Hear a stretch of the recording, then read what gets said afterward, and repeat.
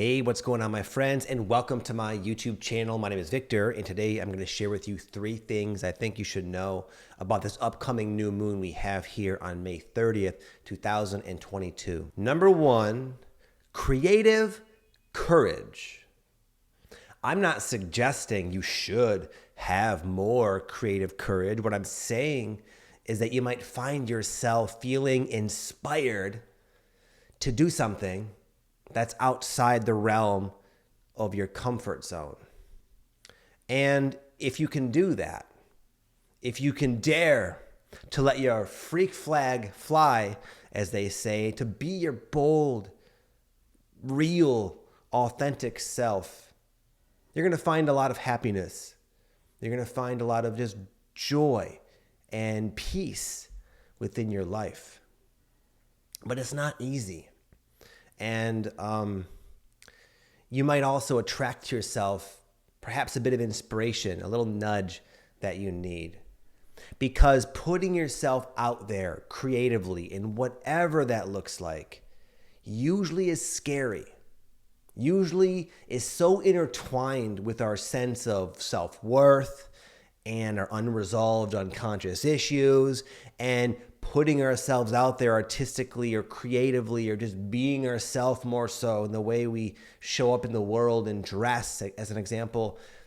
It's like it hits those existential, human, foundational points within the complexity of our being, making it just hard to do, making it easier to justify. You know what? I'd rather live more of a orderly, passive, safe life, because frankly, it's so intense sometimes putting myself out there. But there's a part of you waking up, and that part of you is the real you, the root you, the soul is coming online within your personality now, within your life, and it's saying, hey, I don't care what your mind has to say. I need to be more fulfilled.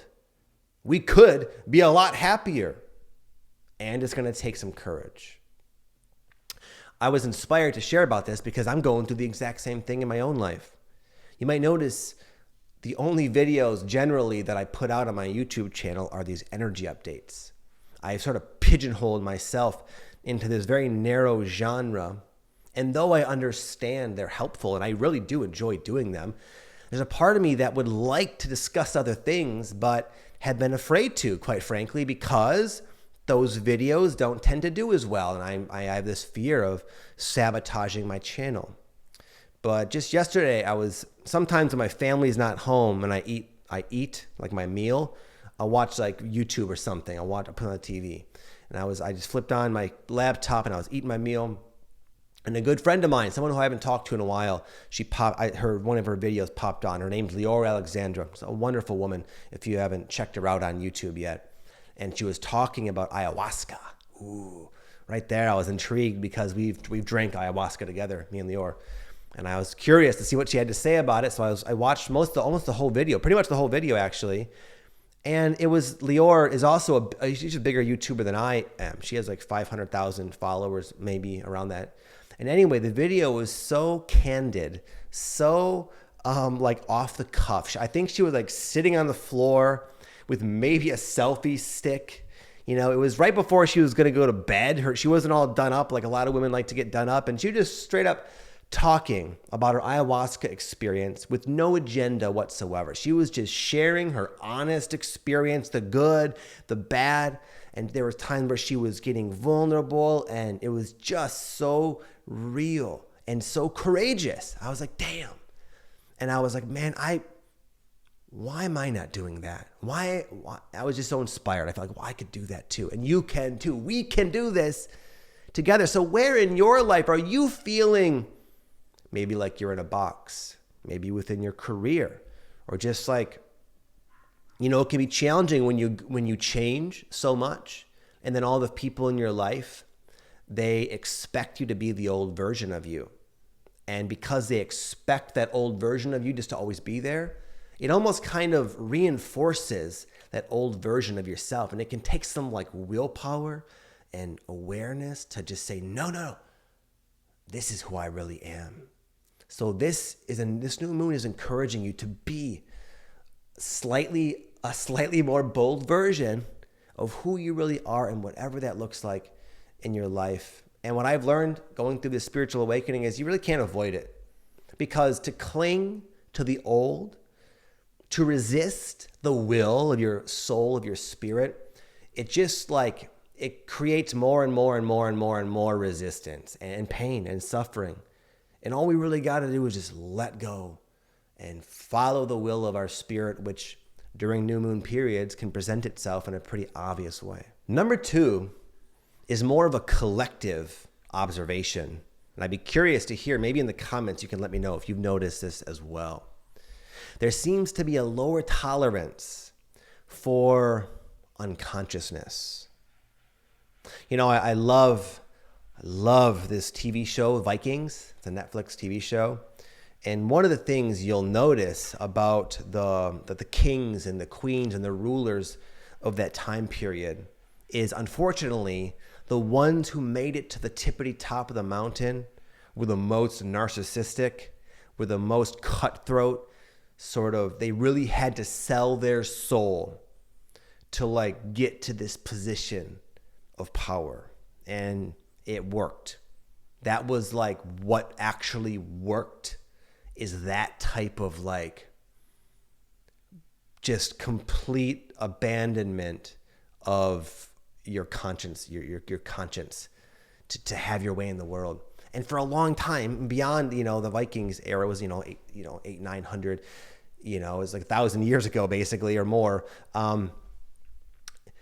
That mentality, up until like right now, has still been effective, unfortunately. And you see it with a lot of these world leaders and the maniacs, the immature human beings that have found themselves, ruling countries. It's fascinating.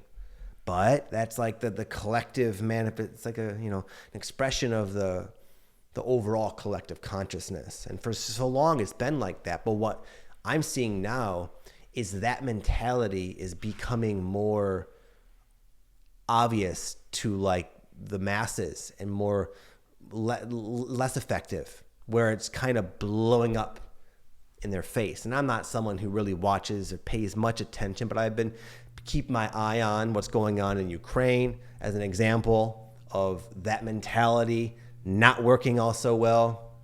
And then the world seeing it. You got like your Johnny Depp sort of thing, But anyway, that's more of a macrocosmic observation.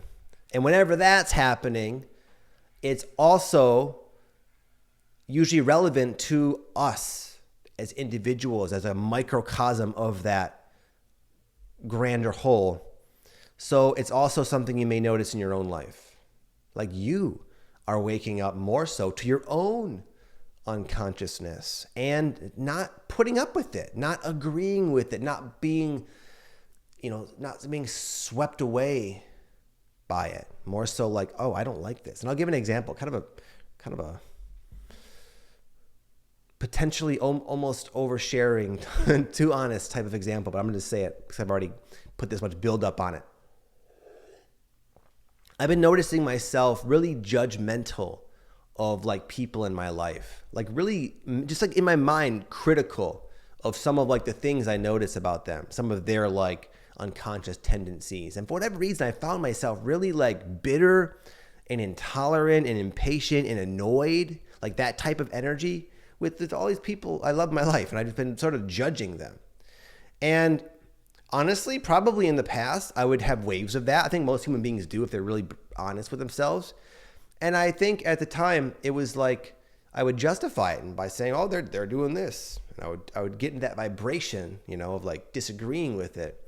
But now I've caught myself. And I was like, Victor, who are you, bro? Who are you, ego, to point your finger, cast any stones? Why don't you look at yourself? You're not so perfect, man. And I was more aware and less tolerant of my own sort of unconsciousness. And it just so interestingly, coincided with like book. I'm reading this book by Marcus Aurelius, and I just happened to like, on the day I noticed that about myself, and I kind of like caught myself. I read this like passage he wrote in his meditations book, and it was just like, why waste your time concerning? It was like so spot on, exactly what I need to hear, and it's just so wonderful. And what I'm trying to say with that is that there is like a divine undercurrent to this grand and individual awakening taking place. And it's a really good time to set higher standards for yourself. Even what goes on behind closed doors in the secretive space of your mind. You can even refine that right now.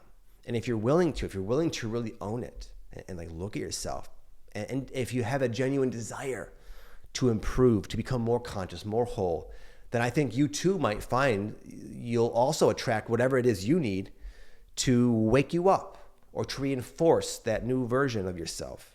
And number 3, I wrote down relationship depth. And I put next to it, get ready. Kind of like I do in my thumbnail sometimes. And I say that get ready comically, but I also mean it. What I mean by that, and this is no secret, that relationship challenges are, at least for me, you can let me know your thoughts, but to me, they're the hardest. They're the hardest. They're the most challenging aspects of self-discovery and human evolution. I'll tell you what's easy, to isolate and to meditate and to read spiritual books and to watch like spiritual YouTube videos. Anybody can do that. There's no real challenge with that. But to like, sometimes this awakening can use, your higher self will use your soulmates, those people you came into this life with to learn certain lessons. It will use those people to put something you need to look at in your face in such a way that you can't run from it. You can't avoid it. And it will crush you. The weight and the pressure will crush you if you don't deal with it. I'm not warning you. I'm just sort of explaining my own experience with this type of these relationship challenges. And it's funny because people look at me and my wife. We've been married almost 15 years, literally, very close to 15 years. We have 3 children. And, when people see us, we're usually, cuddling or, it's clear that we have a pretty deep relationship. And people, they have these assumptions like, man, what's your secret? How does it look so easy? How are you guys, you stayed married this long? It's so freaking hard. And the truth is, we've gone through a gazillion, as my son Sebastian would say, ginormous. We've gone through ginormous relationship issue challenges where we were met with the crossroads of evolve, change, open your heart, have more patience, more tolerance, adjust your own behavior, or else it's over. And it, when you get to those like moments where there's like this sort of like choice point where like you need to evolve, you need to change your ways, you need to look at this or the relationship will fizzle. Luckily, relationships, not just with your spouse, but relationships, there's a binding force of love. It's so beautiful. And that I found is sufficient to cause us to do whatever it takes to stay married. And that's a metaphor for you guys. So my point is, if you find yourself faced with a relationship burden or a challenge or some kind of unresolved quarrel that you feel like just bogged down by energetically, physically, emotionally, then from my own experience, I can say it's an opportunity. It's an opportunity to clear away more unconsciousness and allow for a greater depth of love. But that might require you accepting this person more. It might require you look at yourself honestly and adjust your own behavior. It might require you become more clear and open with your communication. So one of the things me and Patty, she's in here. She's like, what are you talking about, buddy? One of the things we had to really do is be very honest and vulnerable and clear about like where we are, like, you know, spiritually, like where we are in our own path and what we need. For example, currently I'm neurotic about the house being clean, and Patty can be happy with it being not as clean as I would like it. And I just had to say, listen, I know it's neurotic, but I need the house a little more clean. I need you to help. And there's been things where she's like, honey, I know I sometimes feel afraid of abandonment or something, and it's something I'm working on, but I need you to, you know, show your appreciation more. I'm not going to tell you how to do it, but I need you to do it more. This is a need of mine for me to feel safe. And it's like, oh, you know, when we say these things to each other, it's like, it brings up a lot of resistance normally initially, because it's like, I do my best. You know, I do what I can. You don't appreciate the things I'm doing. We both always are feeling that way. But it's like, that's maybe true. And I will also look at this for you because I love you. I found that these soulmate relationships, and again, I'm not talking about spouses, I'm talking about your friends, your siblings, your coworkers. Soulmate relationships can come in all forms, but they are like the perfect energy to drive you bananas to the point where you evolve, you change, you go deeper into your heart, into your genuine compassion and acceptance. And also it can inspire you to grow, because you'll see that, well, if they're growing, I need to grow too. So anyways, my friends, I'm trying to communicate how challenging these times can be. And there's been times not even that long ago where me and Patty were like, oh my God, can we do this? This just seems so hard. After so many years, why is it still so hard? And I'll tell you why. It's because we continue to grow.